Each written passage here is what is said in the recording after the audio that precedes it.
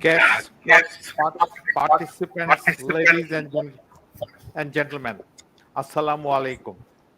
Good morning for those in Bangladesh and in this part of the world, and good evening for all those on the other side of the globe. May I request everybody who are attending or listening this event to rise up from your seat and stay in silence for 1 minute. Paying homage to our father of the nation, Bangabandhu Sheikh Mujibur Rahman, who was heinously murdered in the month of August along with his family members. This silence is also for all of the martyrs who have died worldwide due to the deadly COVID-19 infection, especially for those who are the frontline workers in managing COVID-19 infection. The 1 minute silence starts.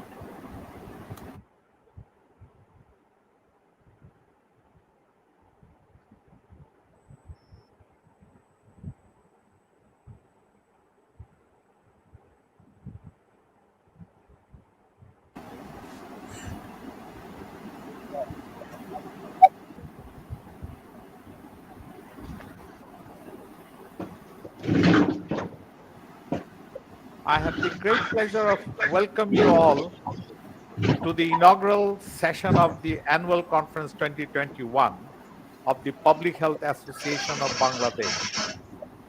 After the reinvigoration of this association in 2020, this is the first mega professional event organized by the association within a host of limitations. You all know that there are a lot of limitations due to the prevailing COVID-19 pandemic. This conference is being held fully online. Ladies and gentlemen, in this auspicious gathering, we have among us a galaxy of personalities. Firstly, the Honorable Chief Guest, Professor Dr. Muhammad Sharfuddin Ahmed, Vice Chancellor, Bangabandhu Sheikh Mujib Medical University.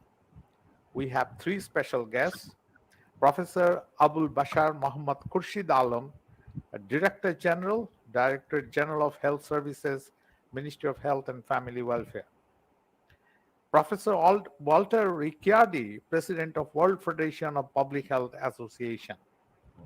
Dr. Bardhanjang Rana, WHO representative to Bangladesh.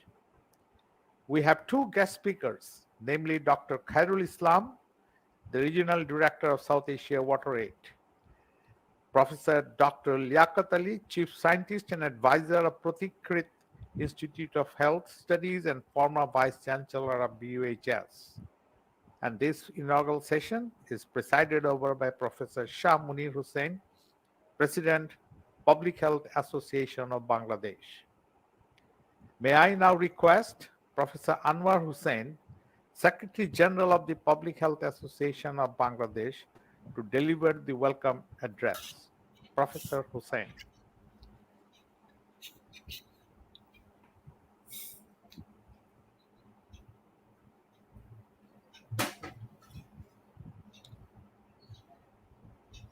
Thank you very much.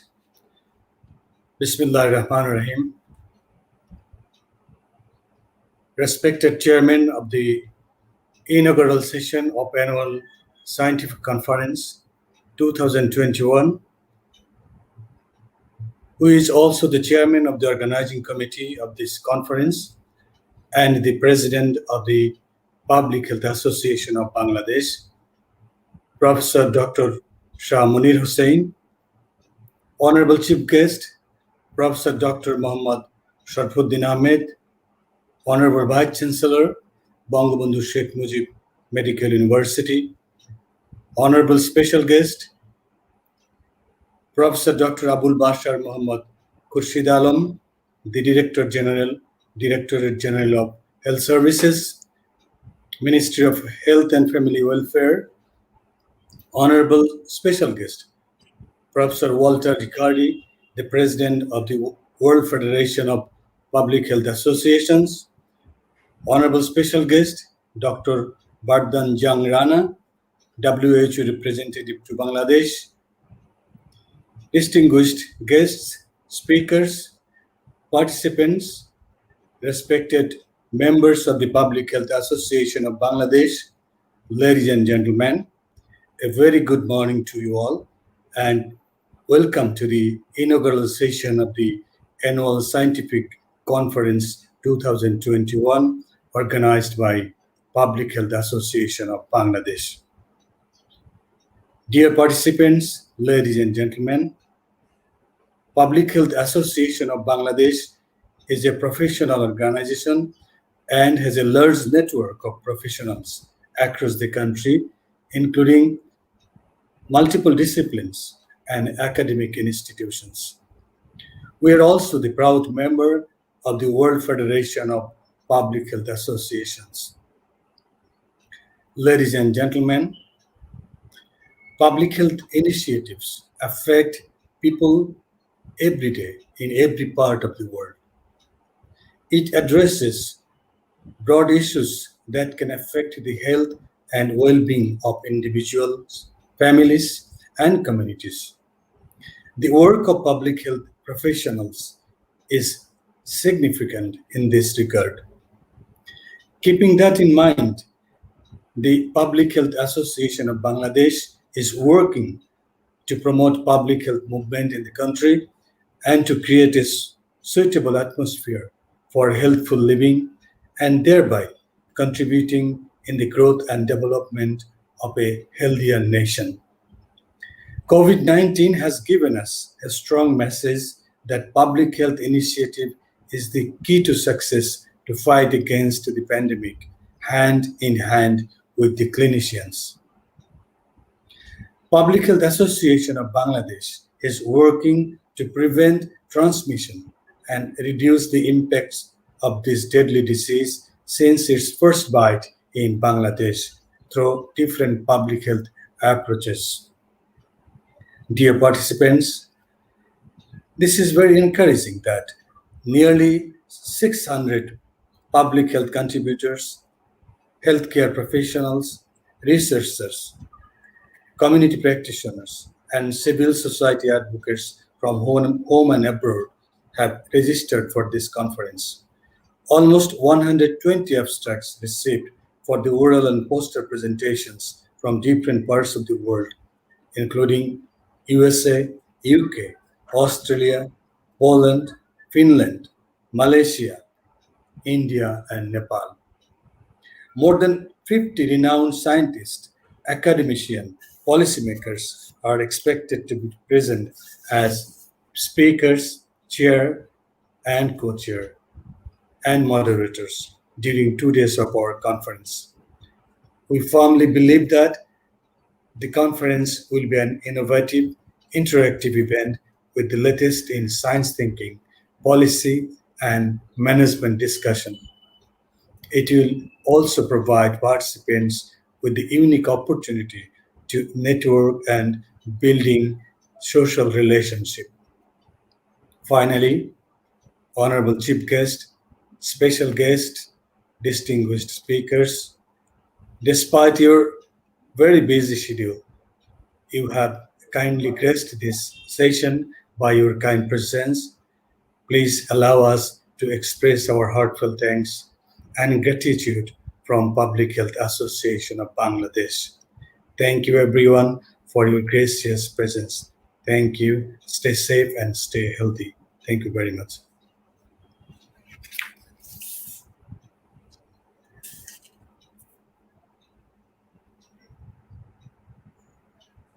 Unmute. Oh, I'm sorry. So thank you very much, Dr. Hussain, for this welcome address.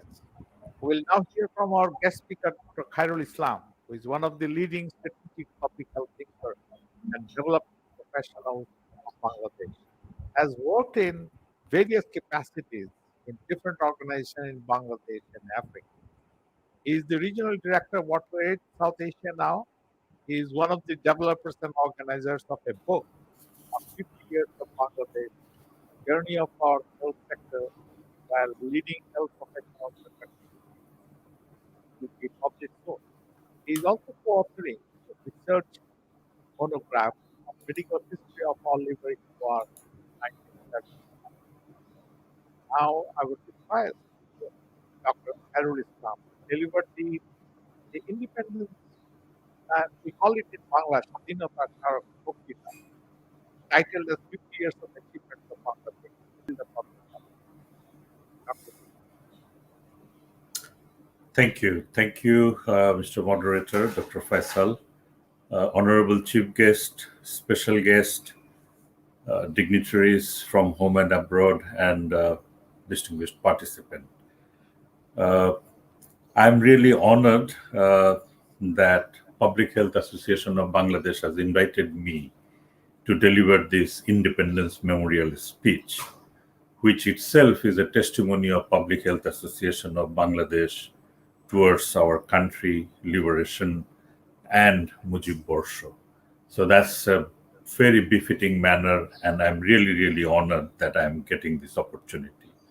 With the kind permission of Dr. Rana, I would like to mix the language so that the proper emotion which is needed for this particular presentation can be brought in. I hope you will be able to follow the slides and someone can really help you with the translation. So may I have this presentation in slide presentation mode kindly? আমি স্বাধীনতা স্মারক বক্তৃতামালার অংশ হিসেবে বাংলাদেশে 50 years of journey সেটার 15 মিনিটে 50 বছরের জনস্বাস্থ্যের অর্জনের কথা আলোচনা করবার চেষ্টা করব। অর্থাৎ প্রতি মিনিটে 3 বছর কভার করা সেটা খুব একটা সহজসাধ্য নয়। স্লাইডটা যদি একটু কাইন্ডলি চেঞ্জ করেন এবং রাখেন, আমি জানি না স্লাইডটা আসলে আসছে কিনা। তো আমি প্রথমে যেই ছবিটা একটু দেখাতে চাচ্ছি, again I'm not sure whether it's coming in the slide or not.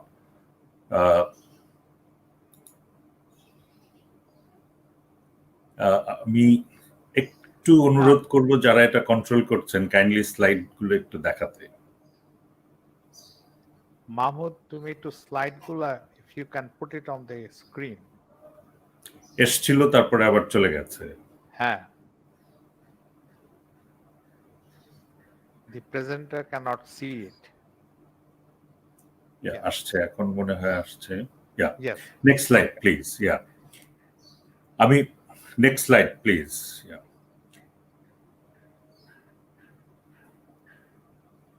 Next slide, please.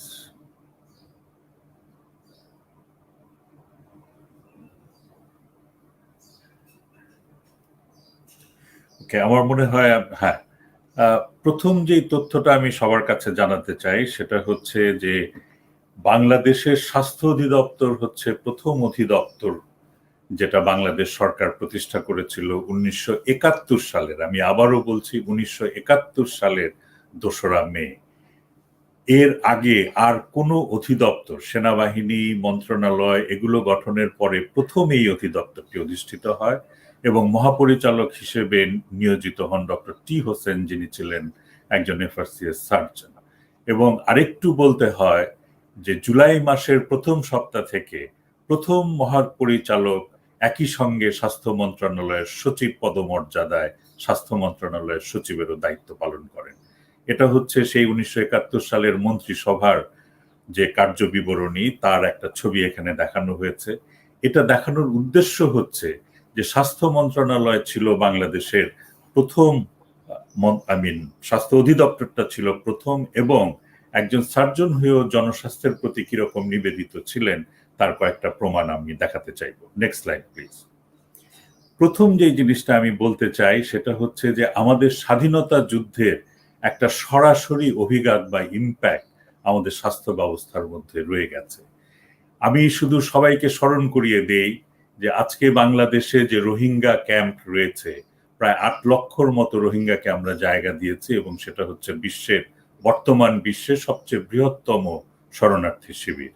অথচ 1971 সালে 1 কোটি শরণার্থী বাংলাদেশি ভারতে গিয়ে আশ্রয় নিয়েছিল। 30 লক্ষ হয়তো আত্মীয় স্বজনের বাড়িতে ছিল, কিন্তু 70 লক্ষই ছিল বিভিন্ন ক্যাম্পে। এবং প্রথম দিকে অর্থাৎ মে জুন মাসের দিকে যখন বৃষ্টি মৌসুম শুরু হয়, তখন যে একটা দুর্গতি তৈরি হয়েছিল, কারণ বেশিরভাগ শরণার্থীকে জায়গা দেওয়া হয়েছিল শহরের উপকণ্ঠে বিভিন্ন জলাভূমি নিম্ন এলাকার মধ্যে।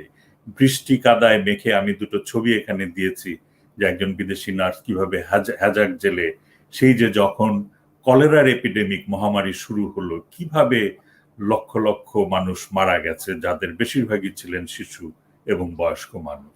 এবং সেইখান থেকে আমাদের প্রথম একটা রিয়েলাইজেশন হয় যে স্বাস্থ্য রক্ষা করতে গেলে, পানিবাহিত রোগ নিয়ন্ত্রণে রাখতে গেলে আসলে ওয়াটার স্যানিটেশন এবং হাইজিন, যা পরবর্তীতে প্রাইমারি হেলথ কেয়ারের একটা এলিমেন্ট হিসাবে অ্যাকচুয়ালি আলমাটা ডিক্লারেশনে স্থান করে নেয়। এবং একই সঙ্গে আমি বলতে চাই যে 68 সালে আইসিডিডিআরবি ওআরএস আবিষ্কার করলেও এটার মাস স্কেল অ্যাপ্লিকেশন কোথাও হয়নি। এই 1971 সালে দিলীপ মহলানবীর সেই ম্যাসিভ স্কেলে ওআরএস দিয়ে সেই জিনিসটা এস্টাবলিশ করেন। এবং অপুষ্টি যে কিভাবে মানুষের প্রাণ কেড়ে নিতে পারে সেখান থেকে আসে, এবং যেগুলো পরে প্রাইমারি হেলথ কেয়ার 1978 সালে যখন হলো সেই ডেফিনেশনগুলোকে প্রভাবিত করেছে। এই হচ্ছে আমাদের বাংলাদেশের স্বাধীনতা যুদ্ধের প্রাণের বিনিময়ে প্রাইমারি হেলথ কেয়ারের ডেফিনেশনের কিছু অর্জনের কথা আমি বললাম। Next slide please. এরপরে আমি যে জিনিসটা দেখাতে চাই সেটা হচ্ছে বাংলাদেশ হাসপাতালের ছবি। একটা সম্পূর্ণ বাঁশের বেড়ার ঘরের মধ্যে যে কয়েকশো শয্যার হাসপাতাল করা যায় এবং পুরো সার্জারি করা যায়, এবং সেখানে এই যে সুফিয়া কামালের মেয়ে সুলতানা কামালদের মতো মানুষ, বা 8ম শ্রেণী পাস করা মেয়েটা যে নার্সিং এর কাজ করেছে, স্বাস্থ্যকর্মীর কাজ করেছে, এর মধ্যে দিয়ে আমরা যে জিনিসটা দেখতে পেলাম যে হেলথ কোনো মিস্টিফাইড জিনিস না, এটাকে ডিমিস্টিফাই করে দেয়া হলো। আমাদের প্রথমবারের মতো নারী কর্মীদের একটা প্রবণতা আমরা লক্ষ্য করলাম যে একই দক্ষতায় তারা কাজ করতে পারে। এবং সবচেয়ে বড় জিনিস যে 2013 সালের ল্যান্সেট সিরিজে যে কথাটা বলা হয়েছে যে বাংলাদেশের স্বাস্থ্য খাতের সাফল্যের সবচেয়ে বড় অর্জনের পেছনে সবচেয়ে বড় নিয়ামক হচ্ছে বাংলাদেশের স্বাধীনতা যুদ্ধ। এবং আমরা প্রায় যে মুক্তিযুদ্ধের চেতনা বলি, এটা হচ্ছে সব মানুষ যেন সমানভাবে স্বাস্থ্য সেবা পায়, এটা যে মানুষের একটা মৌলিক অধিকার, এবং এটা যে বিরাট কোনো রকেট সায়েন্স নয়, সেই জিনিসটা আসলে স্বাধীনতা যুদ্ধে এস্টাবলিশড হয়েছিল। Next slide please. এরপরে আমাদের বুঝতে হবে যে কিভাবে সেই ধ্বংসস্তূপ থেকে ফিনিক্স পাখির মতো রূপকথার আমরা বেরিয়ে আসলাম। এই যে ডক্টর টি হোসেনের কথা বললাম, যিনি স্বাস্থ্য সচিব ছিলেন, দেশ স্বাধীন হবার পরে উনি এসে তখনই 71 সালেই উনি আসলে বিভিন্ন শরণার্থী শিবিরের সঙ্গে যুদ্ধাহত মুক্তিযোদ্ধাদের জন্য উনি বিভিন্ন কনভালেসেন্ট হোমের আয়োজন করেছিলেন। তারই ধারাবাহিকতায় আমরা দেখতে পাই যে সরওয়ার্দী হাসপাতালের একটা চালা ঘরের মধ্যে ডক্টর আর.জে. গার্স্ট এসে পঙ্গু হাসপাতাল এবং আহত মুক্তিযোদ্ধাদের পুনর্বাসনের কাজ শুরু করলেন। অর্থোপেডিক্স দেশে চালু হলো, নিটোরের মতো সিআরপির মতো প্রতিষ্ঠান এখানে দাঁড়িয়ে গেল। ক্যাম্পের মধ্যে আসলে এই স্বাস্থ্য ব্যবস্থাপনার দায়িত্বে ছিল কিন্তু রাজনৈতিক নেতারা, এবং তখন থেকেই এই স্বাস্থ্য সচিব এবং মন্ত্রণালয় বুঝতে পেরেছিল পাবলিক হেলথের গুরুত্ব, যার কারণে 1974 সালে বঙ্গবন্ধুর আমলেই নিপসমের প্রতিষ্ঠা হয়, যেটাকে আমরা জনস্বাস্থ্যের একটা সূতিকাগার বলতে পারি। Next slide please. এখন আমরা দেখব, পরবর্তী স্লাইডে যাবেন, এখন আমরা দেখব যে 1972 সালে আমরা কি অবস্থা থেকে শুরু করেছিলাম। এবং প্রথম পঞ্চবার্ষিকী পরিকল্পনায় আপনি যদি দেখেন তাহলে দেখবেন যে 7,000 ডাক্তার, 250 জনের মতো স্পেশালিস্ট এবং 700 নার্স, আর ম্যালেরিয়া আর ওই যে গুটি বসন্তের কর্মী, এই নিয়ে হচ্ছে বাংলাদেশের যাত্রা শুরু করেছিলেন। পরিকল্পনা কমিশন যখন প্রথম পঞ্চবার্ষিকী পরিকল্পনা করে তখনই তারা ধরে নেয় যে এই সব কর্মীকে একীভূত করে আমাদেরকে একটা স্বাস্থ্যকর্মীর রূপান্তর করতে হবে, হেলথ এবং ফ্যামিলি প্ল্যানিংকে ইন্টিগ্রেট করতে হবে, এবং গ্রাম থেকে শহর পর্যন্ত একটা রেফারেল চেইন। এবং সবচেয়ে বড় কথা, 73 সালে বসে ওনারা স্বপ্ন দেখছেন যে বাংলাদেশে হেলথ ইন্স্যুরেন্স হবে, যার আওতায় প্রতিটা মানুষ পর্যায়ক্রমে অন্তর্ভুক্ত হবে। Next slide please. এবং সেই পরিকল্পনা কমিশনের চেয়ারম্যান ছিলেন কেউ নন, আদার দেন আমাদের বঙ্গবন্ধু শেখ মুজিবুর রহমান, এবং তার সহিতেই কিন্তু এই পরিকল্পনা, যেই পরিকল্পনা এখনো আমরা বাস্তবায়ন করতে পারিনি। আমি এখানে শুধু দুটো স্লাইড দেখাচ্ছি যে লাইফ এক্সপেক্টেন্সি অ্যাট বার্থ আপনি যদি 3টা দেশের মধ্যে তুলনা করেন তাহলে দেখেন আমরা অনেক নিচের থেকে শুরু করে হলুদ দাগটা ভারত এবং পাকিস্তান থেকে আমরা 2020 সালে কতখানি এগিয়ে গেছি। খোলা মাঠে মলত্যাগের হার যদি দেখেন বাংলাদেশ আমরা 2015 সালেই যেটা অর্জন করেছি, আমাদের পাকিস্তান, ভারত, নেপাল এখনো সেই পর্যায়ে যেতে পারেনি। তো এই অর্জনগুলো আমরা আসলে কিভাবে বিশ্লেষণ করব? পরের স্লাইড প্লিজ। আমরা হয়তো দশকওয়ারি বলতে পারি 70 দশকে, 80 দশকে, 90 দশকে কি হয়েছে। আমরা হয়তো বলতে পারি গুটি বসন্ত নির্মূল হলো, পোলিও নির্মূল হলো, আমরা এই ওআরএস আবিষ্কৃত হলো এগুলো, কিংবা আমরা এমডিজি এসডিজিতে কিভাবে কি অর্জন করেছি, বা আইএমআর, এমএমআর, সিপিআর এইসব ইন্ডিকেটর দিয়ে বলতে পারি। কিন্তু আমি আসলে পরের স্লাইডটা একটু চলে যাবেন। আমি যেই দুটো বিষয় নিয়ে আসলে কথা বলতে চাই সেটা হচ্ছে যে আসলে স্বাস্থ্য খাতে এই 50 বছরে এমন কি মেজর কন্ট্রিবিউশন হয়েছে যা জাতীয় পর্যায়ে এবং আন্তর্জাতিকভাবে গ্লোবাল হেলথে বাংলাদেশ কন্ট্রিবিউট করেছে, এবং সেগুলোর কন্ট্রিবিউটিং ফ্যাক্টর কি সেটা আমি এই 15 মিনিটের মধ্যে আর 5-7 মিনিটের মধ্যে বলতে চাই। Next slide please. আমি 6টা অনুষঙ্গকে এখানে সবচেয়ে বড় এবং প্রাধান্য দিয়ে আমি আসলে দেখাতে চাচ্ছি।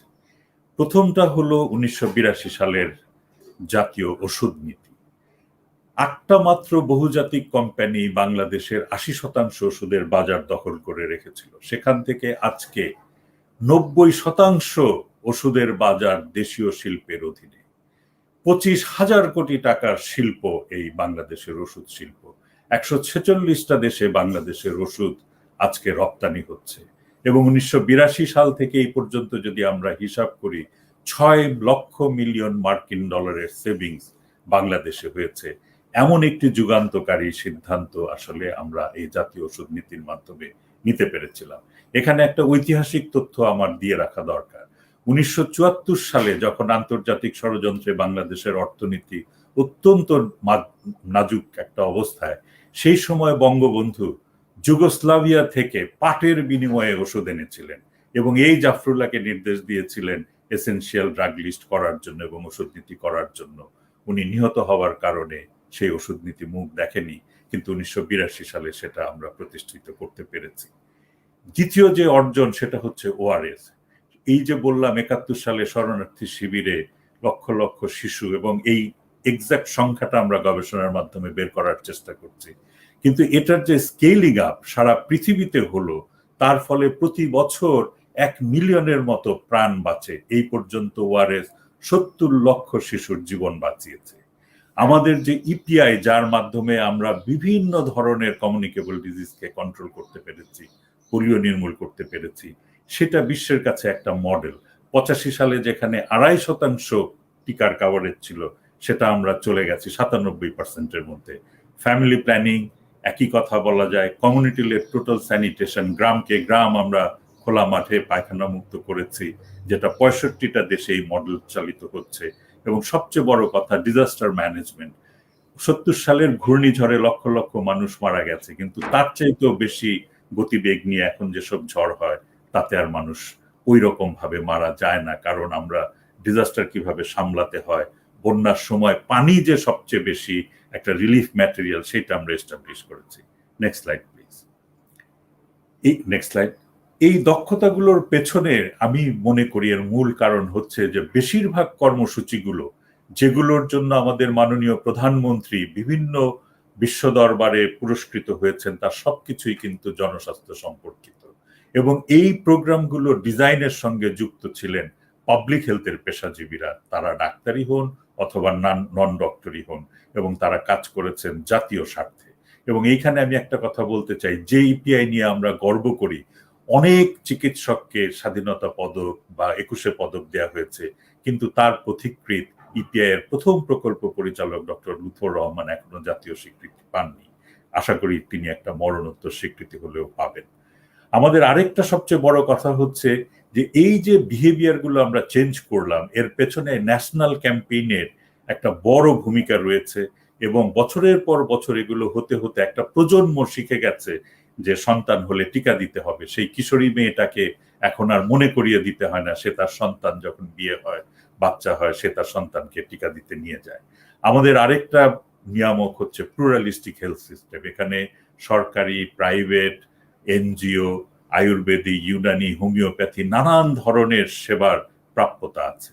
আমাদের ফিমেল ওয়ার্কফোর্স গুলো আমাদের ফ্রন্টলাইনার হিসাবে কাজ করছে এবং একই সঙ্গে নারীর ক্ষমতায়নে সরকারের যে অন্যান্য প্রকল্প রয়েছে, যেমন ছাত্রবৃত্তি প্রকল্প, মাইক্রো ফাইন্যান্সে মেয়েদের অংশগ্রহণ, এগুলোও কিন্তু স্বাস্থ্য খাতে একটা পজিটিভ ভূমিকা রেখেছে। এবং অন্যান্য যেসব সোশ্যাল ডিটারমিনেন্টস, যেমন আমাদের বিদ্যুতায়নের একটা প্রভাব, ঘরে ঘরে টিভি চলে যাওয়ার প্রভাব, সেলফোন, রাস্তাঘাটের উন্নতি হয়, মোবিলিটি বাড়া, এগুলোও কিন্তু আমাদের স্বাস্থ্য খাতে অনেক ভূমিকা রেখেছে।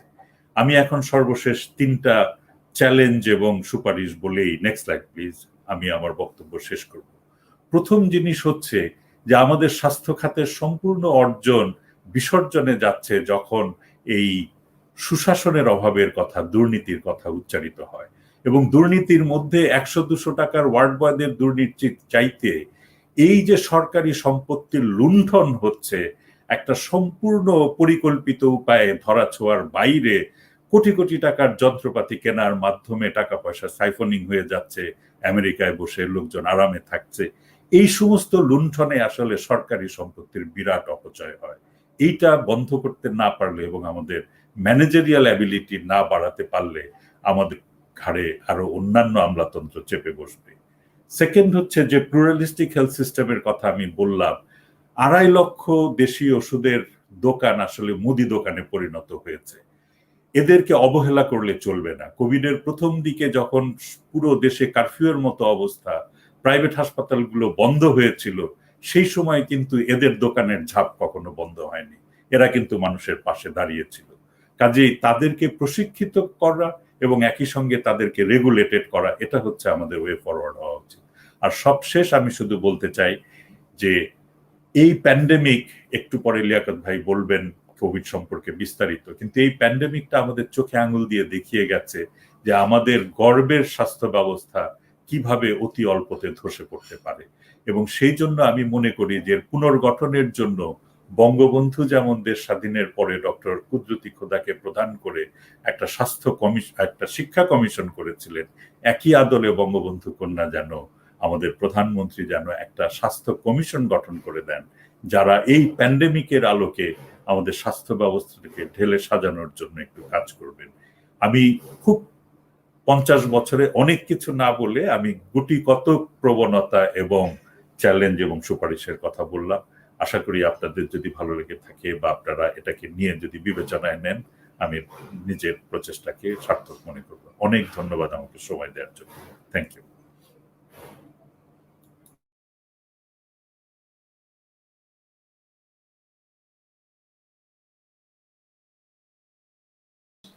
Dr. Khairul Islam, that was an appealing speech.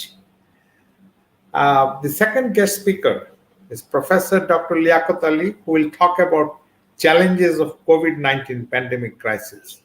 Professor Ali is a dedicated medical graduate working on medical biochemistry and medical cell biology. After initial years of clinical teaching and services, he dedicated himself to a full-time academic research activities, serving the Diabetic Association of Bangladesh, and later on becoming the first founding Vice Chancellor of BUHS. He is now actively continuing his research and academic activities. He is also serving for the Ministry of Health and Family Welfare as a public health expert advisor and as a member in a number of committees of the Directorate General of Health Services as well as the Directorate General of Drug Administration. Nevertheless, Professor Liaquat Ali, may I request you to deliver your speech. Professor Liaquat Ali. Thank you.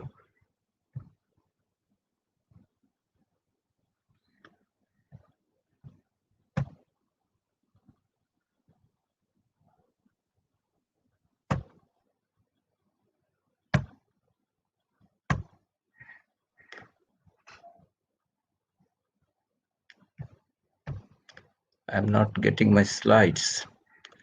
Can you please share from your side? Hello.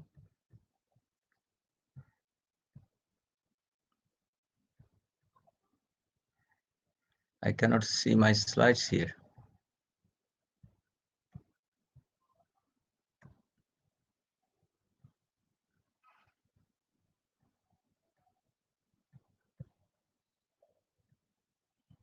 Can you please, the host, can you please share my slide from there?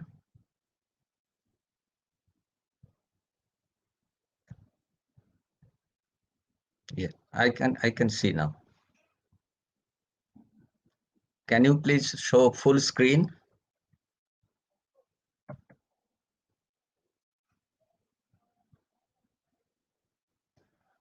Okay, thank you, Faisal Bhai, the moderator. Am I audible? Hello.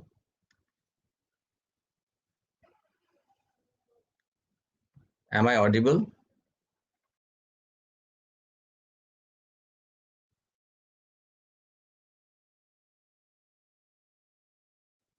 Faisal Bhai, hello.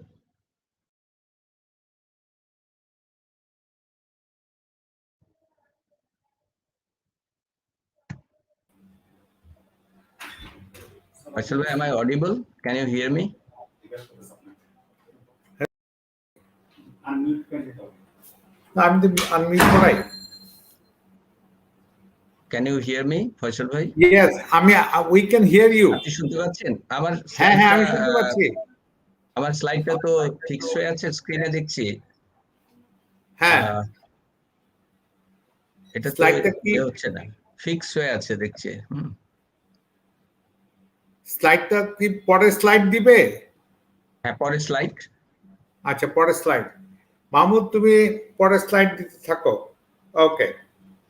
Thank you, Faisal Bhai, the moderator, Honorable Chair, Honorable Chief Guest, special guests, other dignitaries, and ladies and gentlemen, a very good morning. And I'm very grateful that you have invited me in this very important meeting, because as Dr. Khairul Islam, incidentally, he happened to be my roommate in our medical life, and we shared many common passions. And he already mentioned that public health played a very important role in the history of medical sciences and health sciences in Bangladesh and in development as a whole. And in fact, the graduation of our country to middle income was largely driven by our development in the health system. Today, I have a task of presenting in a very short period of time about the COVID-19 pandemic challenges. And in my opinion, we have a large network of challenges, but to mention some, I would like to mention that we have different biomedical challenges. We have challenges regarding health system. We have challenges in economic sectors, and we have social challenges. We have also very important ethical challenges. In fact, all the challenges are actually interwoven. These are not independent. They are quite interrelated. Can I have next slide, please? For example, in biomedical challenges, you know the story that how people are trying to explore what is the origin, and China has been visited by several teams, but we don't know even the origin. So this is important for a disease or for particularly a pandemic to be controlled, but still we are not confirmed. And then we know that the etiopathogenesis is not fully understood. If we look at the virus is all right, we can identify that, but it is mutating very fast. And we know that a lot of strains, a lot of variants are developing. And also, initially we had it as a primary respiratory disease, then the vascular disease, and now we know that it is affecting in such a large way in the whole body that we are not really sure about many of the basic molecular mechanisms, how it is working. And also very practical issue, but immune response is still not very clear, particularly when we are getting clear, some ideas on variants like alpha variant, beta or delta variants. But many of the host factor interactions, like we know that the HLA patterns are highly polymorphic, and the HLA genes and also ACT receptor genes are polymorphic, and how these are interacting in a social environment, not only in genetics, but also epigenetics. All issues have remained unclear, which is giving rise to uncertainty about the natural antibody response, its duration, its interaction, and also that is giving rise to uncertainty about the vaccines. So basic understanding about biomedicine is very important for practical implication regarding vaccination and prevention. We don't know very clearly many about the complications and consequences. We know that some of the NCDs are interacting, but whether it is a cause or effect and how long the post-COVID, particularly long COVID symptoms and long COVID sequelae are going to stay, and how it is going to affect our other diseases, still not very clear. So these are the challenges in biomedical side, because these are having very practical implications. And then we are also having difficult management protocols. As you all know, in the beginning, we had over enthusiasm about ventilation and other use, and overuse of ventilation have led to many of the deaths we now know. And there were so many drugs proposed for repurposing, for example, ivermectins or chloroquines. And then we have now known to use how they rationally use the steroids. And also there are a lot of issues related to, for example, how we should treat the fibrosis. And there are a lot of use of drugs and antibiotics. And I think these protocols are evolving still. So these challenges need to be solved, and still in many respects we are at a loss. Actually, for repurposing, there are a lot of proposals, hundreds, and some of them are coming promising, but still we need to wait for conclusive results. We know that the laboratory tests, there are many unresolved issues about the technology, from starting from RT-PCR to rapid antigen tests and antibody tests. There are controversies regarding its technology, its utility, where should we use it, and in our country, still we are fighting for many basic aspects of laboratory tests, and particularly quality assurance is a problem still. And also the prevention and coping strategy. As we know that in the beginning, we gave equal emphasis to contact transmission, touch by touch, and air. But now we know this is a primarily airborne disease. We should give relatively more emphasis on the airborne aspects, and control of ventilation and the mode of transmission has become more and more clear. So these are the challenges, some of the biomedical challenges, because the prevention and coping strategy depends on what is really the mode of transmission, and primary mode of transmission is very, very important here. Next slide, please. So coupled with that, I said that these problems are not independent; these are interrelated, but it is mixed with the health system challenges.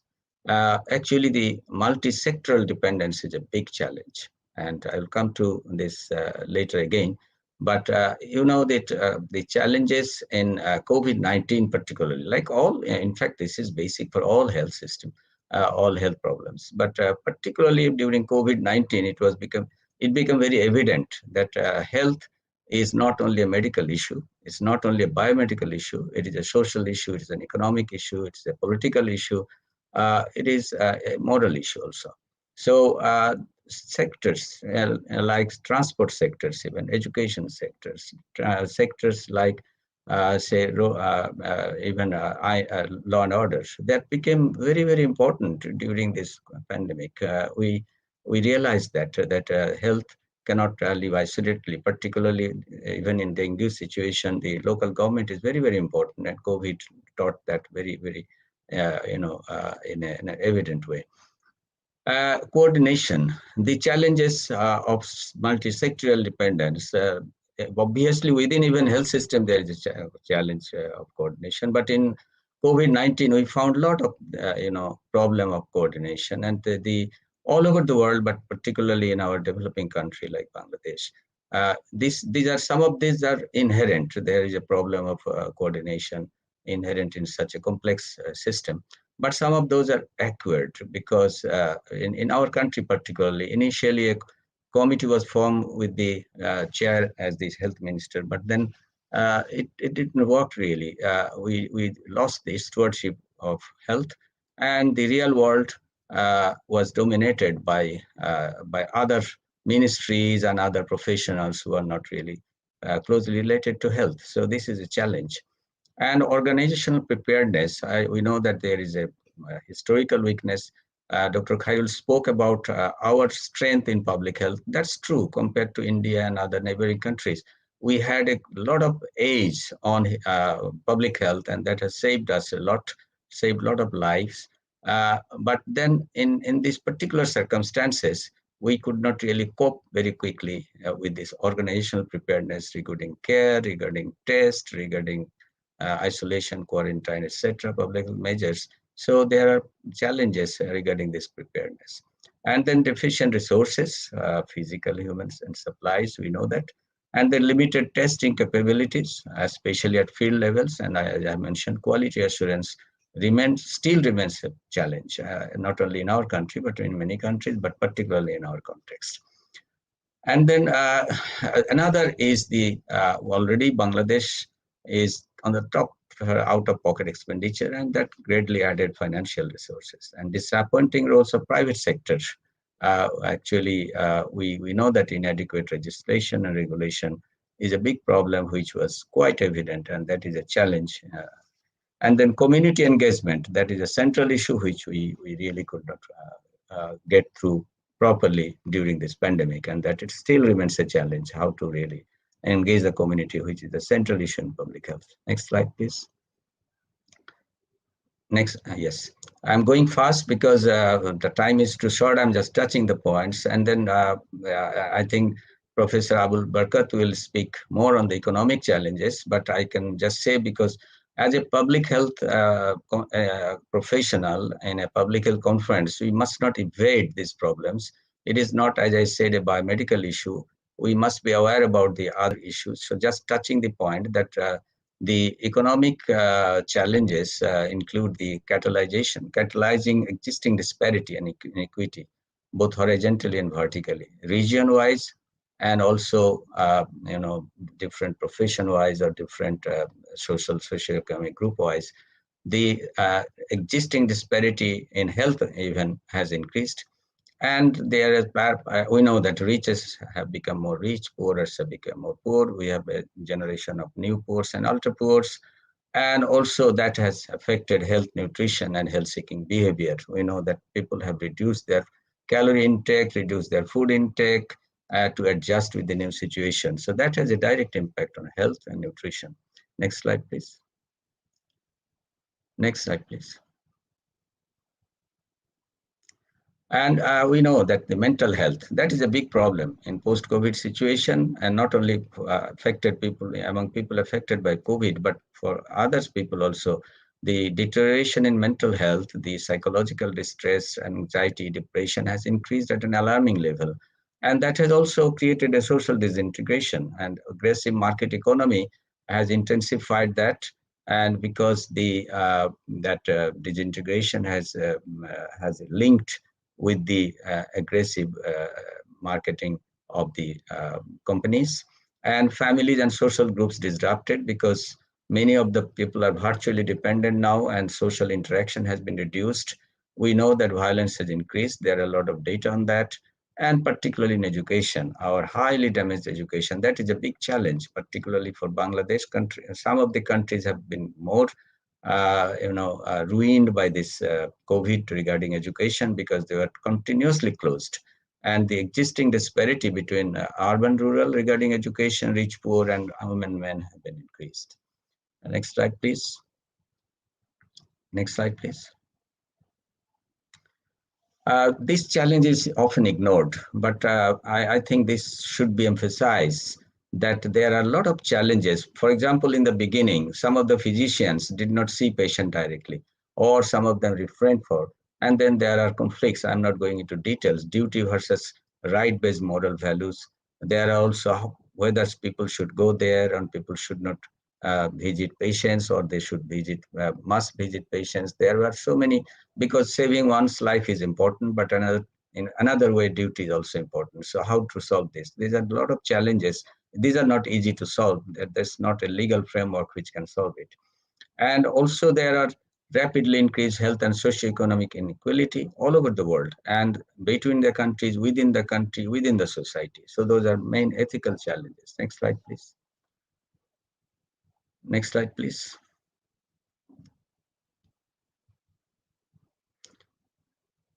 And also, actually, in managing the pandemic, even there is a countrywide ethical problem. Because, for example, in China, you have a very authoritarian approach. In some countries, in like Europe, you have a liberal approach. In some countries where there is a liberal approach, there is less success, but that is maybe more durable.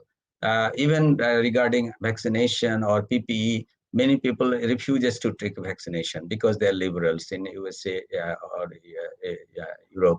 But in authoritarian countries, you have an imposition of rules, and that has to be obeyed. What is really ethical? What is really, and that is a very, very big question between individual and state. And that ethical approach challenge is still to be solved, because which kind of, political system really is compatible with a better health system? What is the role of the state? What is the right of the individual? That is a big ethical issue. Next slide, please. And there is also ethics of health research and dissemination. During this pandemic, you have heard a lot of times announcement results, by very, very, very evading very, very basic ethical rules, like facing some basic question, sacrificing some age-old scientific and moral practice in the face of urgent need of the humanity. For example, some vaccine has been trialed without animal trials, say higher level animal trial in the beginning. Later on, it was controlled. And some of the emergency use authorization have been given for drugs and vaccines, which were never given before. Hasty clinical trials have been done, in case of vaccine, And there are challenge studies sometimes, and non-compliance with the Helsinki Declaration. It could not be followed. Completely Helsinki Declaration could not be followed in some cases. If you look at the dissemination event, sometimes the validation has been done without peer review. You have had RIX-V that been preprint. A lot of preprints have been published, which is not really ethical in that sense. So there has been a lot of press briefings of announcement of results. So these are also ethical challenges during COVID-19. Next slide, please. So in Bangladesh, actually, if we come to, specifically, there are immediate challenges. For example, undercounting of the present disease burden and higher. I'll just show very briefly two slides from the Indian example that will give us an idea. Next slide, please. Next slide. I'll come back to this slide later. Next slide, please. Actually, maybe this slide you cannot see very nicely because of the size. But if we look at the undercounting, a lot of actually people thinks that in India, for example, in different states, there are a lot of undercounting, and these are the factors, some of the repeated cases. So estimated in all India, actually seroprevalence is 67.6% in average. And if you look at the estimated cases, then if you look at the undercounting at the end, I think they think that 33 times of cases, in fact, have been undercounted. Because, for example, in every one detected case, there are 33 actually uncounted cases by estimation. And that is the lowest in Kerala, only 6 cases undercounted. So you can see the magic of public health in Kerala, only 6 undercounting on an average, 33 undercounting in India. In our case also, we think that there is a lot of undercounting on, if we don't go even for Kerala, If we go to 10 even or 20 times, then our case will increase by 20 times. Next slide, please. And also lessons from Kerala is very important for us because this is a living laboratory in India. In fact, public health is most developed in Kerala, and Bangladesh is much more developed in many compared to as average India or many other states. If you look at only one value, CFR, case fatality rate, the case fatality rate in Kerala is only 0.5%. You know, our case fatality rate right now in yesterday was 1.75%. So you can see that the average Indians are very, very high, above 2 even. So next slide, please. I'm coming back to Bangladesh and I'm coming to my end of the topic. Actually, the undercounting is present. So we have to really calculate it. The disease burden is not what I are seeing by the reporting. There must be much, much higher disease burden. And in our case also, seroprevalence has been reported around 70% sometimes. So we have to revisit the response plan with clear primary and secondary objectives. That is a big challenge. And reduce the hospitalization death versus reduce transmission. Actually, in Singapore, they have declared the objective is not to reduce the number of infections. Rather, it is the number of hospitalization and death is the primary objective. Why? Because people now think that the illusion of the herd immunity and removing the or eradicating the infection, COVID-19 infection should be now, we should get rid of that illusion. But there is a trade-off. If we keep that transmission, we will have post-COVID complications even in children. Children are having almost equal infection rate, but they are not getting the disease as such. Ensuring adequate supply of vaccines and rational prioritization in deployment. That will be related to our response plan, revised response plan, and we need to have the supply of vaccines adequately. Redefine the roles of the preventive strategy in the new normal, all open situation. We need to concentrate not by illusion, but by practicality, the ventilation, masks, vaccine, social distancing as much as possible. But ventilation, masks, and vaccine, that should be our highest priority. Measures to further contain the ongoing second wave, especially with new variants. Still, we have not contained it. We are above 10%. We have to, still go on to control the second wave. And accelerating preparedness for care and prevention. So mid and long term, also we have to think, as Dr. Khairul was saying, that reformation in health sector with particular focus on management, equity and social protection. Creation of a health commission. We talked in a similar line that for more effective in multi-sectoral coordination, because no ministry and no directorate other than health ministry really listens to the health ministry as such. So there must be an overarching commission. Improving budget and management in health sector, increase community engagement in health, addressing the ethical challenges. Next slide, please. I'm almost at the end. I think we have to acknowledge that we are suffering from quality of care. And in Bangladesh, we are in the middle. Maldives, Sri Lanka, and Bhutan are on the higher side of our quality of care. We have to acknowledge the fact, and we have to go to the upper spectrum of this quality of care issue. Next slide, please. And next slide, please. And if we look at the top, Bangladesh is at the top of out-of-pocket expenditure. So these two challenges that was much more evident during COVID-19, we have to reduce this because the WHO suggests 15 to 20% out-of-pocket payment, and we are having around 70% out-of-pocket payment, which is quite unacceptable. These two issues, one is a governance issue, one is the financial issue, health financing. That is very, very important for us. Next slide, please. So in conclusion, we must acknowledge the disease is not yet over, and we must not abandon taking precautions.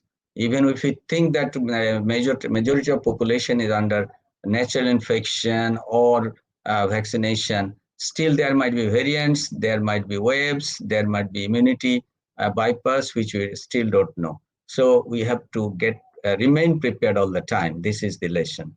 And also public health and social measures had to be in place. because that should be on local transmission dynamics. That is a strong, recommendation by WHO. We should not think countrywide. We should think local transmission dynamics, taking steps according to that. And countrywide, regional level sero surveys to be undertaken very quickly, because we need to know our undercounting. We need to know our true burden of disease. Last slide, please. Next slide, please. Next slide, please.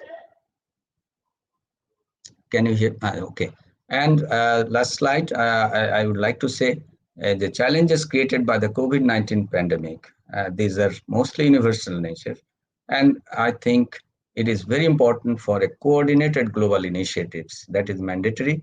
And our Honorable Prime Minister has led in many respects in vaccination and other primary care. We have been honored for our by international community. And I think she should take leadership in moving the world for a global justice in health, because, for example, vaccine problems cannot be solved by individual country. So we have to take leadership also in global initiatives. And compared to many peers, actually, Bangladesh has so far performed comparatively better in some areas when facing the challenges of the COVID-19 pandemic. However, the crisis has revealed deep-rooted issues regarding governance. And I think my previous speaker has also said about governance, which is the biggest issue in our country as a whole, and regarding health sector in particular, which needs to be addressed urgently. Last slide, please.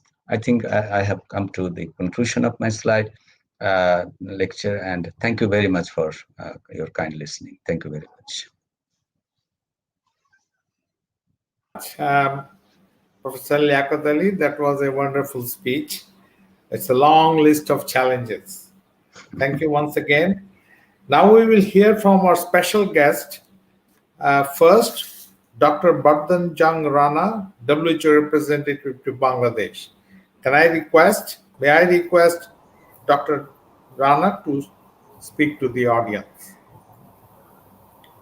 Thank you very much. I'm not very clear whether I am audible and if I am visible as well. I cannot see myself. You are audible, but I'm not sure you're not visible. You're audible, very much audible. I'm so sorry. I'm not able to, maneuver these things. I'm trying to get myself visible. Unfortunately, I do not know what I need to do this. So I've been trying for a while. I do not know if that happens automatically, but it seems it's not working. Do you want me to try again, or shall we just go ahead with this? I think you should go ahead. Okay. Thank you again. Then let me. The honorable chief guest of the inaugural session, Professor Sarifuddin Ahmad, the Vice Chancellor, Bangabandhu Sheikh Mujibur Medical University, distinguished special guest, Professor Dr. Khurshid Alam, Director General of Health Services, distinguished special guest, Professor Walter Ricciardi, President, World Federation Public Health Association, Professor Anwar Hussain, Secretary General, Public Health Association of Bangladesh, respected chair of the session, Professor Munir Hussain, President of the Public Health Association of Bangladesh, and of course all other distinguished participants and speakers and dignitaries. It's a pleasure, actually. It's been amazing and being invited. Thank you very much, as well as listening. Although yes, the first, we had Dr. Islam speak in Bangla, but his slides were absolutely fantastic. It's a great thing. It's almost like being in a classroom to be given so much enlightening information. Very informative. The history was amazing, and the challenges of the COVID was something that with different perspectives, absolutely. And I'm really happy to have listened to those. Before I forget, I would like to request if those slides, both of those slides of Dr. Islam and Professor Ali, could be shared. I would really appreciate having those and looking at it in my own time. But I'm sure these are given amazing information, insight to the situations here in Bangladesh, and from a very expert angle to that. So over the past months, all health systems across the world have been facing a double burden of containing and mitigating the spread of COVID-19 and ensuring the delivery of essential health services. This is unprecedented challenge that has brought to the light the vulnerabilities and gaps in many health systems worldwide. Inadequate supply system has affected the capacity to effectively respond to the pandemic, sustain the delivery of essential health services, and restore socioeconomic activities. We saw how these are affecting in Bangladesh. Since the beginning of the pandemic, more than 219 million have been affected by COVID worldwide, and over 4.5 million of them have died because of it. In Bangladesh, the impact of the pandemic has been high as well. Over 1.5 million cases have been confirmed, and almost 20 to 26,000 people have died. It has reminded us how central and vital health is in our daily lives, both as individuals and as society. It has also emphasized the key roles many other sectors have in the response, reminding us that health challenges always needs to be addressed through a whole of society and whole of government approach. The 2030 agenda recognizes health as a global priority, enunciating the Sustainable Development Goal for health and emphasizing universal health coverage. The ongoing pandemic and its consequences have reiterated the importance of resilient health service assistance to achieve these goals. A robust health system should design and facilitate the delivery of healthcare services. And it should also operate at a broader and more strategic level by ensuring fairness, equity, equality in access to care, and reducing catastrophic health expenditures through financial risk protection. The health system must be strengthened and made more resilient, not only to be ready to absorb and effectively respond to a similar outbreak in the future, but also to adequately address long-term challenges such as the impact of climate change on health, the increasing burden of non-communicable disease, aging population, citing a few. Such problems can only be effectively tackled through a holistic policy reform that is able to address the social determinants of health adequately.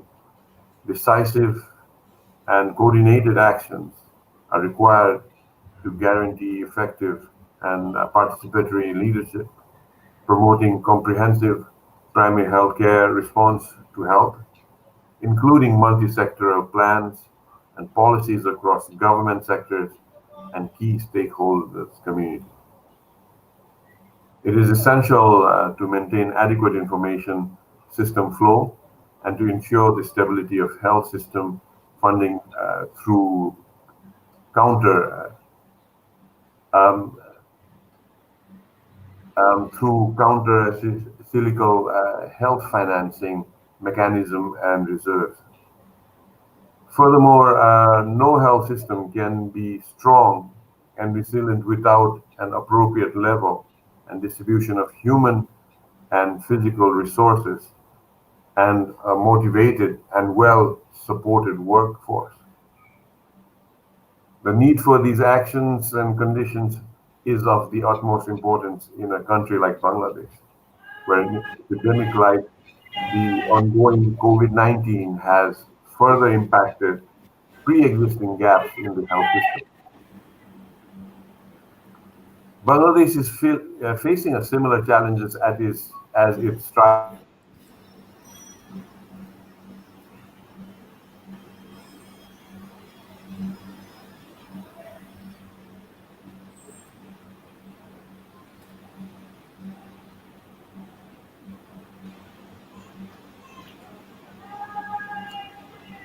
Dr. Rana, we have lost you. We can't hear you. This has been a problem with your device. First of all, we couldn't see you, and then now your voice is cut off.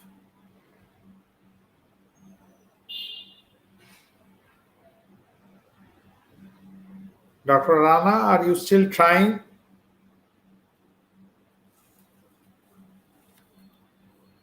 Okay. It seems that we have lost Dr. Rana. I mean, it was a problem with his device, and he couldn't connect it properly, and so we were unable to see him, and then we lost his voice as well. But in any case, thank you very much, Dr. Rana, for your speech. What we did, we put up your message so at least people could see your picture. Thank you once again. We will now hear from Professor Walter Ricciardi, President of World Federation of Public Health Associations.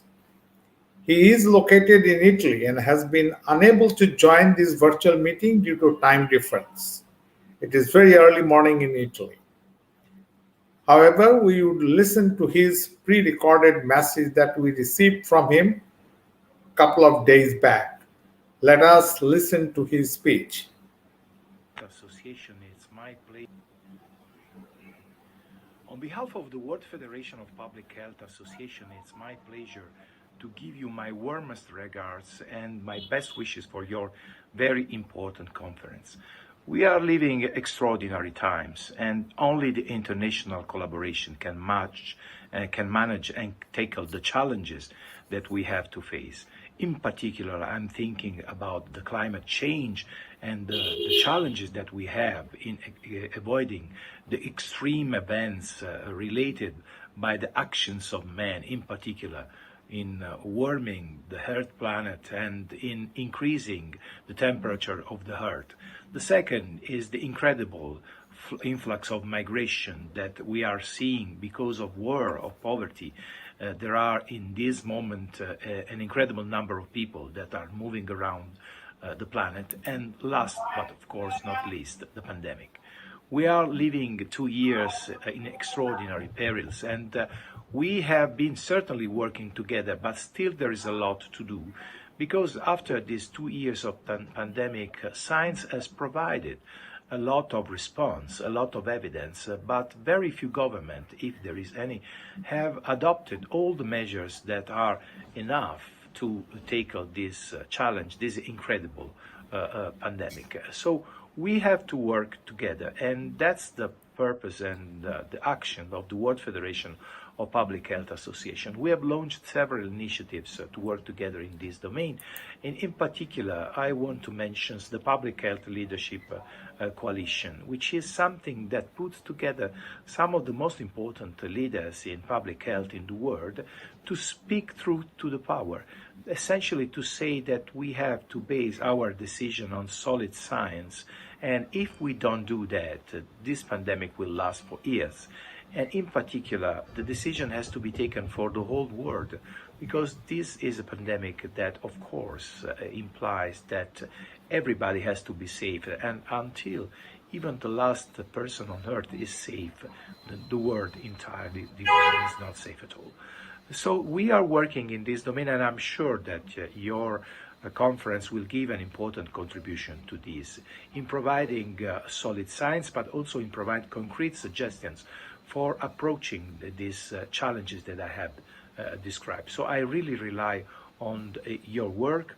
I really rely on your contributions, and please consider the World Federation of Public Health Associations at your disposal for increasing your actions and increasing the impact of your research, of your teaching, of your activities into the welfare of the humanities. Thank you very much, and enjoy your conference. Thank you. Thank you very much. We will be sending you a thanks message. Thank you very much, Professor Riccardi. Um, it's a great privilege to have Professor Abul Bashar Muhammad Khurshid Alam, the Director General of Health Services, with us. Despite of his very busy schedule in this pandemic crisis, I mean, he has agreed to join us. And so may I now request Professor Khurshid Alam to deliver his speech. Professor Alam.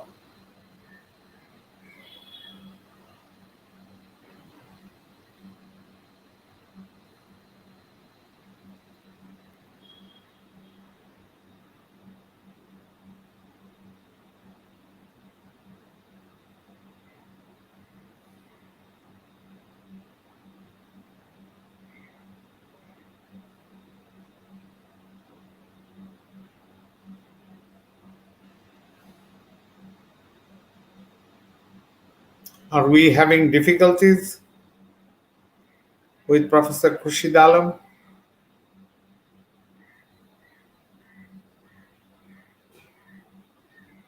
Can you hear me?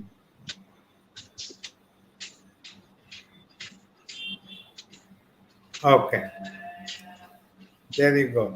Hello. So, yes, Professor Khurshid Alam, we can see you and we can hear you. Please go ahead Hello. with your speech. Yes. আপনাকে শুনতে পাচ্ছি। Am I audible? আচ্ছা আচ্ছা, আপনি না আমি বুঝতে পারছি না, কারণ এখানে ঢুকতে গিয়ে দেখা গেল যে আমার মাইকটা মিউট করা আছে। এনিওয়ে, কিন্তু আপনাকে দেখতে পাচ্ছি না কিন্তু। গুড মর্নিং এন্ড আমি ফোন থেকে জয়েন করেছি, তো এটা আমি যদি ক্যামেরা অন করি তাহলে পরে ইন্টারনেটের কানেকশনটা প্রায় ঝামেলা হচ্ছে। আমি একবার দেখা দেই, দিয়ে তারপরে Okay. So I am very much delighted as the Public Health Association of Bangladesh has invited me to join their conference, annual conference, and I am very much grateful to our ex-DG, Professor Shahmoni Hussain, and all the dignitaries who are present here. I can see all the peoples, but I came to know that our Vice Chancellor, Bangabandhu Sheikh Mujib Medical University, Professor Liaquat Ali, and including you, all are present here. And I also listened the speech of Bardhan Rana from World Health Organization and another public health expert from abroad. As a executive of health service system in Bangladesh, I would like to draw your attention that prior to this pandemic, we are not very much aware of the necessity of the public health in the management of the COVID pandemic. This pandemic has taught us how to cope public health and how much important is the public health in facing the COVID situations. I have seen the presentation of Professor Liaquat Ali. There are so many challenges I found, but in the field, I would like to say there are a lot of challenges which can be overcome or already been overcome by our system. We are still in a better place if we consider the other countries. And because I do believe that the lifestyle, sanitary system, and the primary healthcare facility is far more better than the surrounding countries in our countries. And I found that during service giving, our hospitals and our doctors and our specialists and other people, they faces mainly the bulk of the burden of the patient. There is no lack of knowledge, there is no lack of logistics. That much of logistics may not be available, but it was not a crisis like that of the India, that the people are dying on the street. It didn't happen. So what we found that the public health expert, what they advised us, we cannot implement it at the grassroots level. Our peoples, they are not obeying the rituals which are given by the our honorable public health experts. But I am, I do believe it strongly that without the help of the public health experts, it is very, very, very, very difficult to face these sorts of pandemic. Still, we don't know what will happen in the future, but I strongly believe that the public health experts should come forward and hold our hands strongly so that we can face this pandemic. Regarding the healthcare system, especially in the community clinic, the awareness could be built up, and I think our experts should extend their hand to the this system to involve or engage these peoples in awareing the our populations regarding these public health points. And in the last wave, what we found, the most of the patients are from the village. After the last Idul Adha, second day, I have visited three big hospitals which are dedicated for the COVID, and I do a verbal autopsy then and then, and I found that more than 97% of the admitted patients are from village, and most of them are not vaccinated. And this is the another important thing, that in the first round or second round or at the initial stage of our vaccination, we are more concentrated on the urban peoples and the first liners who got the vaccines or the other protection. They are staying in the urban areas. At the same time, the village peoples at the time, they didn't believe that this could happen with them. So for that reason, and due to our scarcity of the vaccine and the uninterrupted supply of the vaccine, we could not involve them in our vaccination program. But we found that their attendance, the patients who are admitted, especially in the ICU, we found that their attendant who are at the age of the 35, 40, 45, they have been vaccinated as because they are staying in the city or they are aware of this, they are educated. So this is the findings, and we could not do the verbal autopsy of all the hospital casualties and hospital deaths, and the what are the causes of late coming to the hospital. This is another cause of death. We found that the patients were staying in the home and they are coming late in the hospitals to get the service.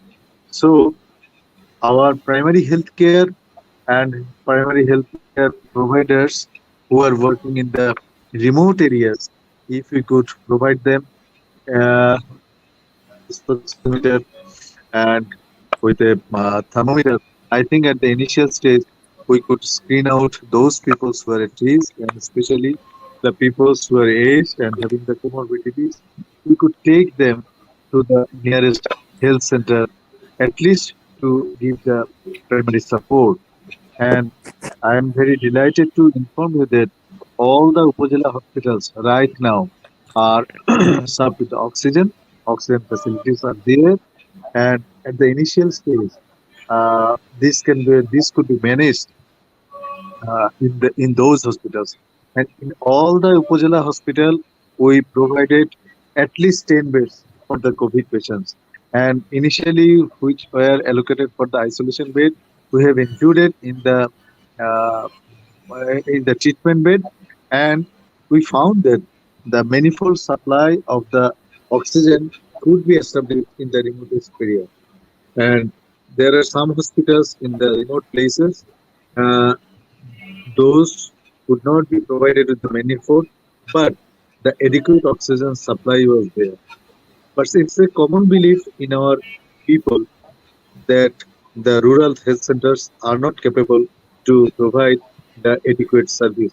So they are rushing to the central hospitals, district hospitals, divisional hospitals, medical college hospitals, and there is a huge rush and pressure over the service care providers. In this perspective, I think public health expert could raise the uh, the what should I say? Uh,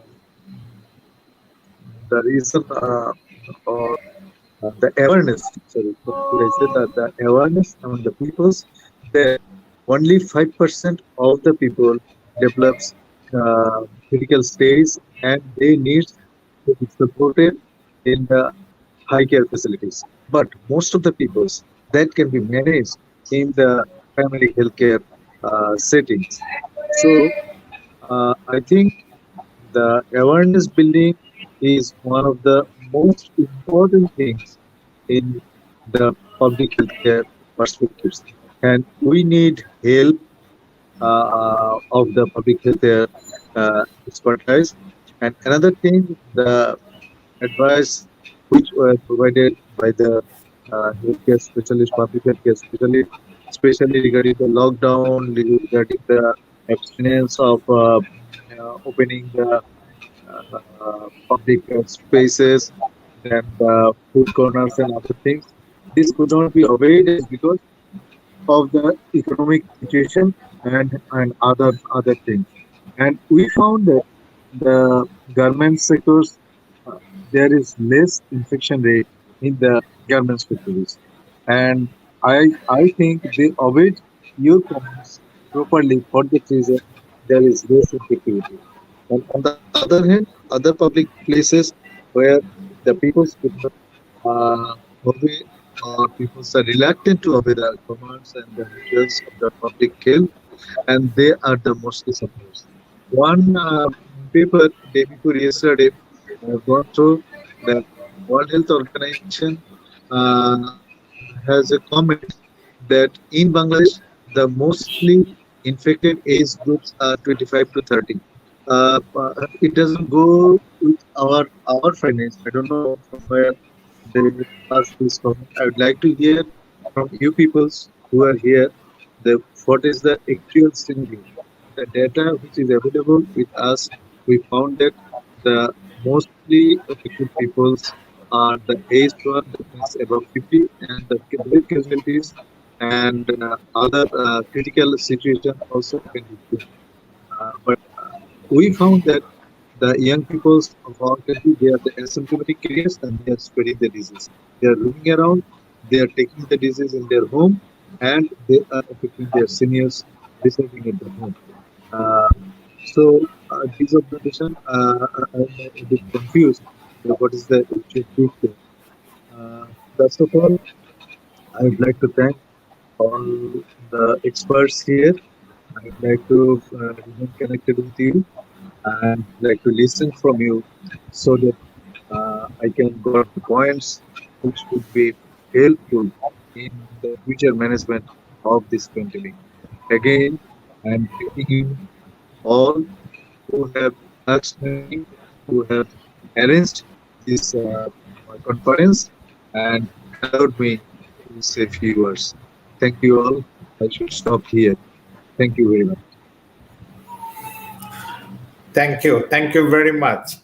Uh, Professor Khurshid Alam, you have given a very informative speech. I mean, thanks for all the information sharing with us. Now is the time to hear from the chief guest of the inaugural session, Professor Dr. Muhammad Sharfuddin Ahmed, the Vice Chancellor of Bangabandhu Sheikh Mujib Medical University. Professor Sharfuddin, the floor is for you. Thank you very much, Dr. Faisal. I am audible? Yes, you're audible. Okay, thank you very much. I am highly honored to be with you in this August gathering in a virtual platform of Public Health Association Conference of 2021. Respected Chairperson, Professor Shah Monir Hussain, who was the former Director General of Health Services and the President of Public Health Association of Bangladesh. He's chairing the session. our special guest, Professor Abul Bashar Muhammad Khurshid Alam, Director General of Health Services, and Dr. Rana from World Health Organization, who is the representative of Bangladesh, and also from Professor Walter from World Federation of Public Health, and our respected speakers, Dr. Khairul and Dr. Professor Liaquat Ali, and all other respected, including the Secretary General, Dr. Anwar Hussain, and other participants who are home and abroad, from the home and abroad. I thank all of you. I am highly honored to be with you in this morning.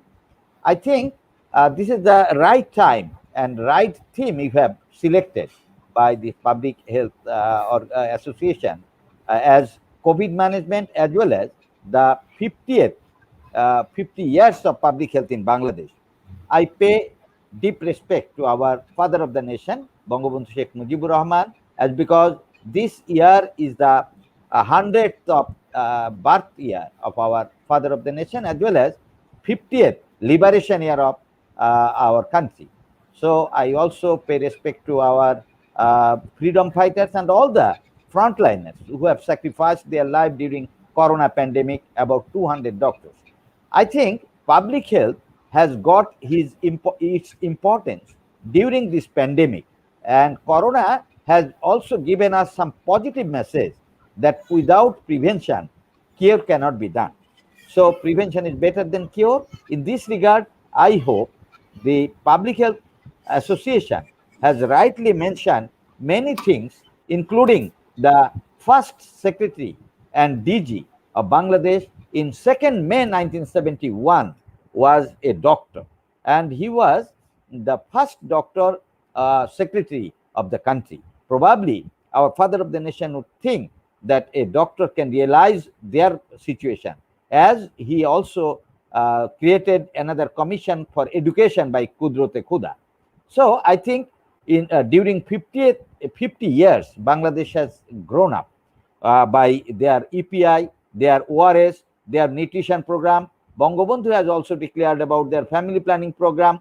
And now, during this COVID management, I am highly thankful to our Honorable Prime Minister, who, according to the Bloomberg report, in the management of corona, her position is 20th in the world and first position in Southeast Asia.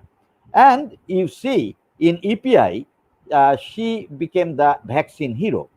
And now we already heard from her, our Honorable Prime Minister, in the Parliament, that about 24 crore vaccine will be available at any time in our country for the vaccination of whole nation. Corona has given us some idea. Professor Liaquat told there was some irrational use of drugs, there was excessive use of the oxygen, high flow oxygen cannula, and there was also mucormycosis due to industrial oxygen. And sometimes we have heard that due to irrational use of steroid, there was excessive diabetes and high blood sugar, and all these things causes some disaster in the management of corona. But even though in Bangladesh we have seen that our treatment protocol as well as the management, including field hospital, ICU, PCR machine, everything was very good. In this conference, you have mentioned some of the things like that. I congratulate the Public Health Association of Bangladesh for organizing the conference in the difficult situation, and confronted with the volatile environment. The conference has designed using a virtual platform. I believe this is a great platform for leading the public health specialists of the country, and they will invited global leaders to exchange skill and their knowledge about health system strengthening and solution for tomorrow. I hope the participants of the virtual meeting will stimulate their thinking process to consider how to optimize desirable patient care with the revolutionary technological improvement in the sector. I wish the success of this conference. I thank all the organizers who have invited me to be the chief guest. With these few words, thank you very much, and I wish the success of this conference. Thank you very much.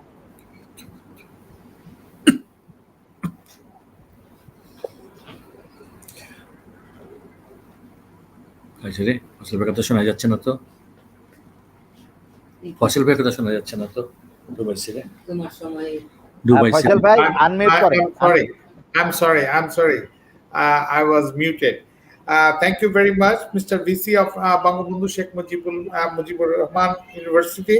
May I now request, we are almost at the end, may I now request Professor Shah Munir Hussain, President, Public Health Association of Bangladesh, to provide the session end speech. Professor Hussain. Thank you doctor Faisal Abu Jamil Faisal আমি বাংলায় বলি ফয়সাল ভাই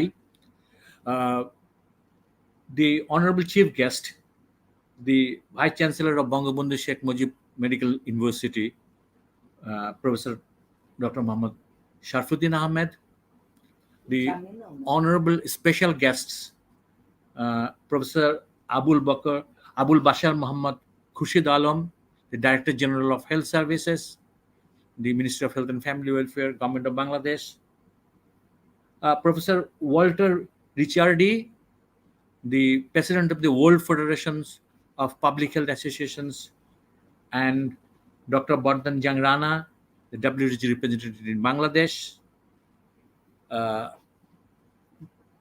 The two very eminent speakers who was talking in these inaugural sessions on the two aspects of public health, and my dear participants, ladies and gentlemen.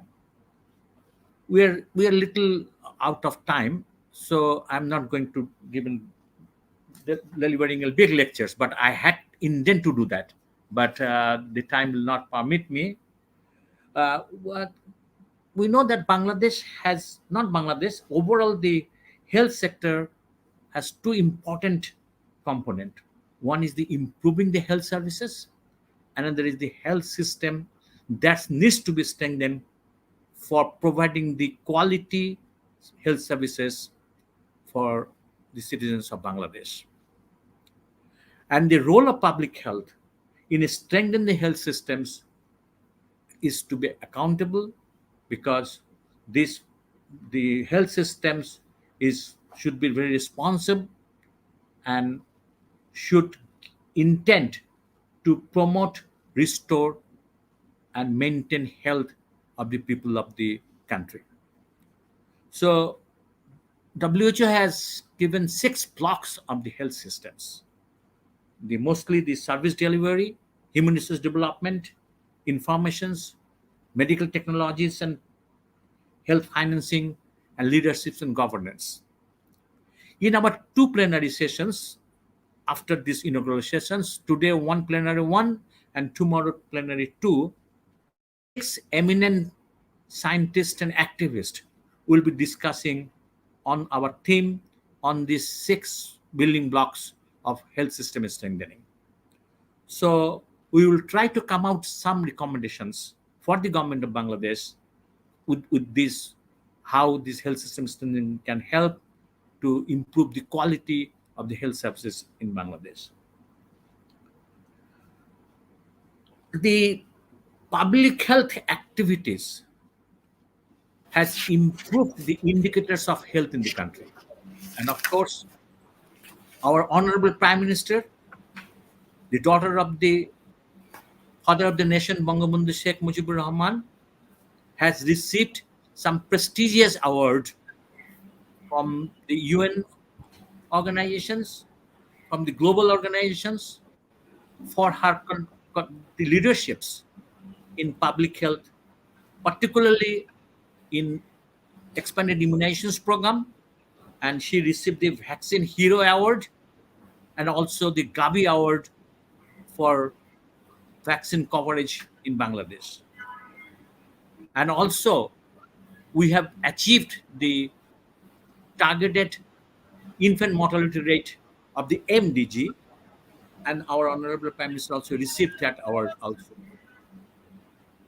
And with the crisis of the COVID pandemic, her leaderships in managing the pandemic crisis is tremendous. And of course, Bangladesh is trying its best to overcome these challenges with these public health interventions. So the understanding of the Director General of Health Services already mentions that the importance of public health not recognized by the policymakers before this pandemic, but I think this importance of public health has to be recognized by the policymakers, by the managers. Otherwise, we cannot improve the indicators of the health of the country. I like to conclude because again I tell the time is already over. So I like to conclude by giving thanks to the two presenters. They have given wonderful presentations in these inaugural sessions, and of course I like to thank Honorable Chief Guest, the Vice Chancellor of Bangabandhu Sheikh Mujib Vishwavidyalaya, Professor Sharfuddin, for his gracious presence here, and Honorable Special Guest, the Director General Health Service, the WHO representative of Bangladesh, and of course the President of the World Federations of the Public Health Associations for their gracious presence in our inaugural sessions. And I hope our scientific sessions will continue just after these sessions, and we will have the General Secretary has already mentioned how many papers we will have in our scientific sessions. So we hope we can have a very conclusive conference after tomorrow evening. With that few words, I thank you all. Thank you again. And Professor Rana, just before finishing, Dr. Rana, I'm sorry that we could not hear you the last part of your speech because of the technical difficulties, but you are here now. Thank you very much for your presence. Thank you. Thank you all. Thank you very much. Thank you all. Thank you, Professor Hussain. That was a quick one. Ladies and gentlemen, we have come to the end of the inaugural session. Thanks to all the guests, the chief guest, the special guest, and the guest speakers and participants. We will soon resume our next session. You are all invited to our first plenary session, which was supposed to start at 10:30. We are 7 minutes above it. So Allah Hafiz. We'll see you again at the plenary session 1. Thank you very much.